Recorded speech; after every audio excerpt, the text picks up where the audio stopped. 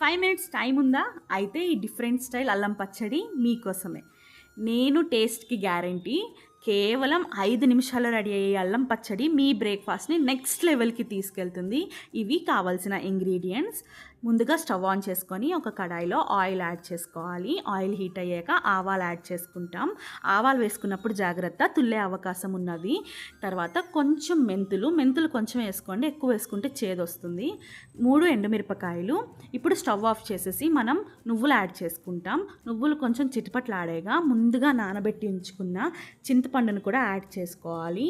ఇందులోనే ఇంగువ కూడా యాడ్ చేసుకుంటున్నాం. ఇవన్నీ కూడా మనం స్టవ్ ఆఫ్ చేసి చేస్తాం. ఇప్పుడు చిన్న ముక్కలుగా కోసుకున్న అల్లాన్ని కూడా యాడ్ చేసుకోవాలి.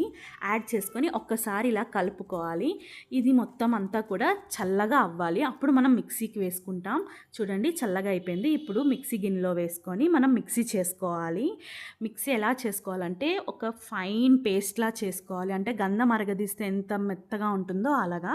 ఇప్పుడు ఇందులోనే ఒక హాఫ్ కప్ బెల్లం యాడ్ చేసుకోవాలి. బెల్లం యాడ్ చేసుకొని మిక్సీకి పెట్టుకోవాలండి.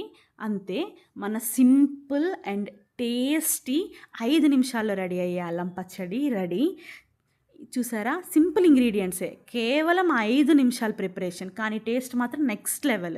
ఈ రెసిపీని సేవ్ చేసుకోండి. ఇడ్లీ, దోస లేదా పెసరట్టు చేసినప్పుడు తప్పకుండా ట్రై చేసి మీకెలా అనిపించిందో కామెంట్ సెక్షన్‌లో చెప్పండి. ఇంకా ఇలాంటి ట్రెడిషనల్ రెసిపీస్ కోసం ఫాలో అవ్వండి. నేను ఒక మెయిన్ ఇంగ్రీడియంట్‌ని మర్చిపోయాను. అదేంటో మీరు కనిపెడితే కామెంట్ సెక్షన్‌లో చెప్పండి.